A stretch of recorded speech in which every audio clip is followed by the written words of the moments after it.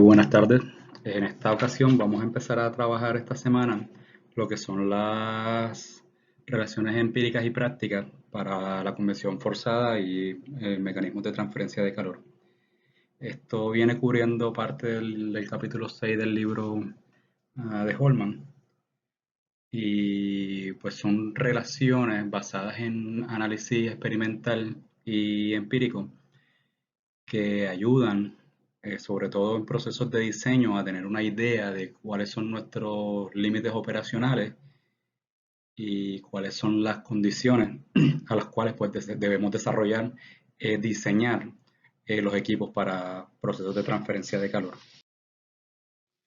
Durante la semana pasada estuvimos estudiando ejemplos de procesos de convección forzada, donde los resultados para el cálculo de transferencia de calor podían ser encontrados de manera analítica, utilizando las relaciones entre mecánica de fluidos y transferencia de calor, y utilizando pues principios básicos de termodinámica. De esta manera, el énfasis principal fue comprender el mecanismo físico por el cual se llevaba a cabo la transferencia de calor en dichos sistemas. Desafortunadamente, no siempre es posible resolver el problema utilizando estas relaciones, para tener una respuesta, una solución analítica. En este caso, se necesita data experimental y correlaciones empíricas, las cuales vienen siendo nuestra mejor herramienta para resolver este tipo de problemas. Los resultados de métodos experimentales por lo general se expresan en ecuaciones empíricas y en gráficas que correlacionan algunas propiedades o conjunto de propiedades de un fluido con otras, lo cual nos permite calcular no solamente el cambio de las diferenciales de temperatura, sino también nos permite hacer el cálculo de los coeficientes de transferencia de calor de un sistema.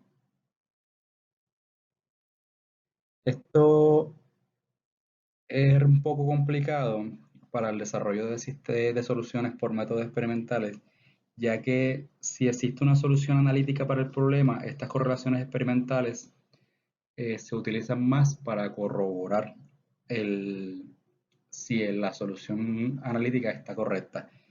De hecho, las soluciones experimentales o empíricas vienen siendo más fáciles de utilizar, pero sin embargo, pues tienen un rango de error un poquito más amplio.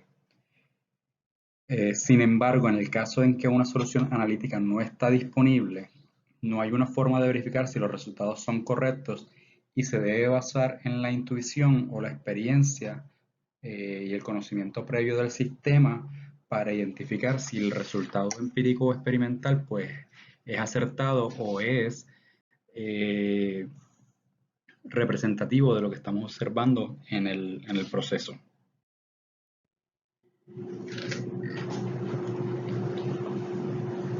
Cuando queremos evaluar relaciones empíricas, hay un análisis que se llama el análisis de orden de magnitud. En este ejemplo vamos a mostrar cómo se utiliza este análisis para calcular,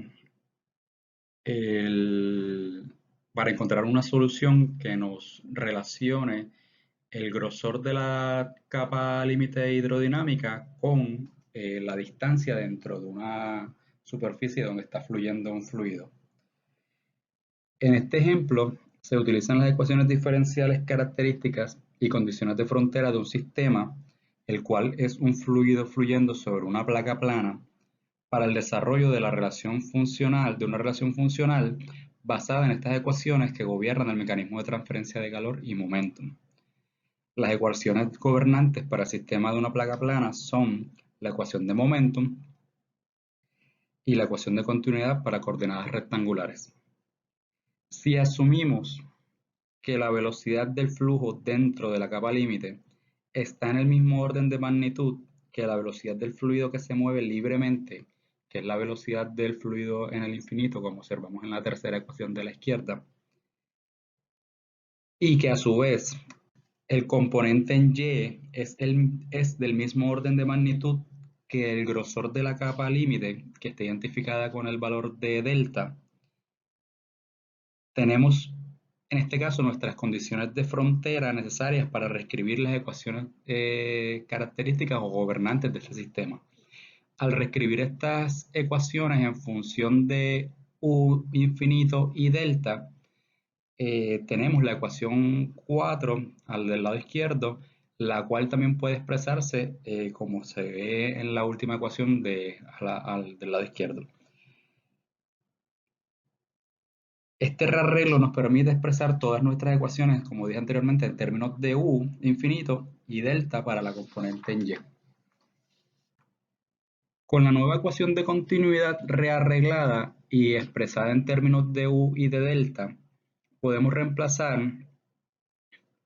U delta y V en la ecuación de momentum y despejar una relación entre X y Y para dejarla en términos del número de Reynolds.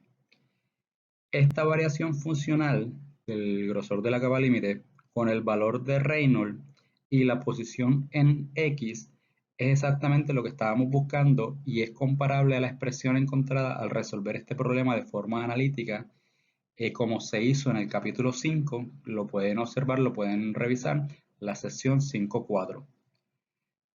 Una técnica convencional utilizada en la correlación de datos experimentales es el análisis dimensional, en el que grupos dimensionales como los números de Reynolds y Brandt son números que se derivan de consideraciones puramente dimensionales y funcionales. Obviamente, hay muchas presunciones y consideraciones que se deben tener en cuenta al momento de utilizar esta metodología y puede que no siempre funcione.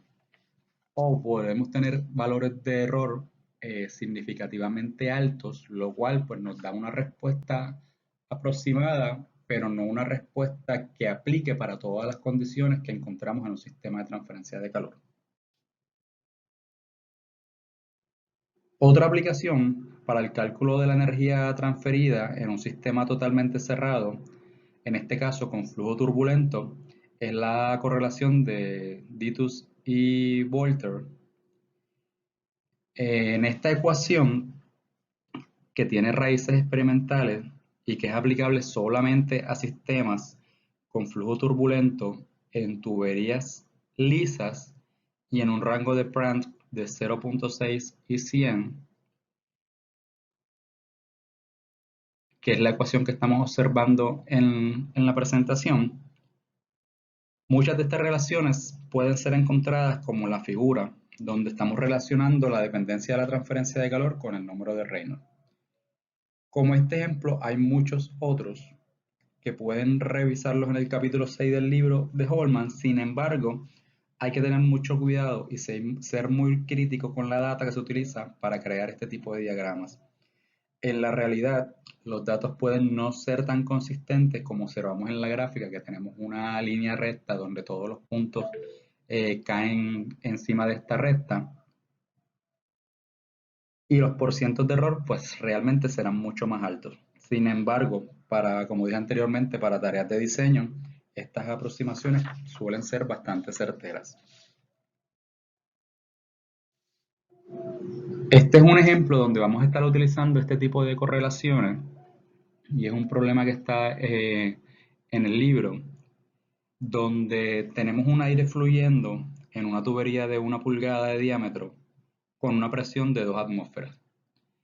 El aire está a 200 grados centígrados a la entrada de la tubería y se calienta a medida que fluye a través del tubo a una velocidad de 10 metros por segundo.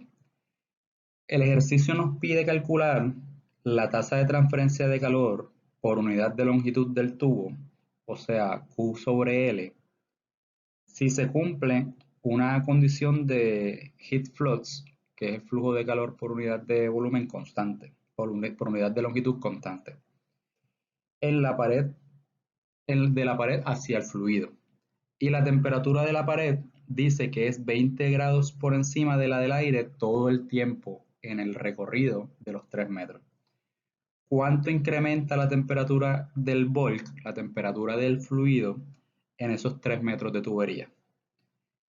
Inicialmente, todos los valores del fluido a la temperatura del bulk como vimos anteriormente en la clase pasada, para ciertas correlaciones se utiliza la temperatura del bol del fluido para identificar cuáles son los valores de las propiedades del mismo, y hay otras relaciones en las que se utiliza el valor de la temperatura cerca a la pared para identificar cuál es el valor de las propiedades del fluido. En este caso, como es un fluido turbulento, utilizamos la temperatura del volcán.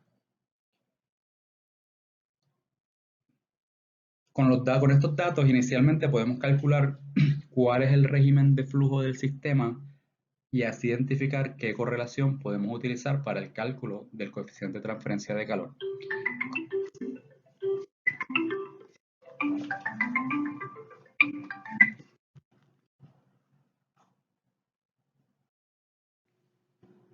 Al reemplazar los valores de la densidad, la velocidad, el diámetro de la tubería y la viscosidad, obtenemos que el régimen de flujo es turbulento con un Reynolds de más de 14.000.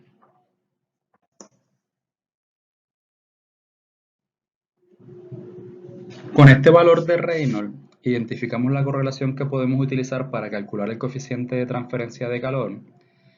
En el caso del ejemplo anterior, tenemos la ecuación que está identificada como 6.4a en el libro, el cual correlaciona el número de Reynolds y de Brand con el número de Nusselt, el cual nos sirve para el cálculo del coeficiente de calor, ya que el número de Nusselt es una correlación entre la transferencia de calor por conducción y por convección para régimen turbulento, que es el régimen que acabamos de identificar al calcular el número de Reynolds.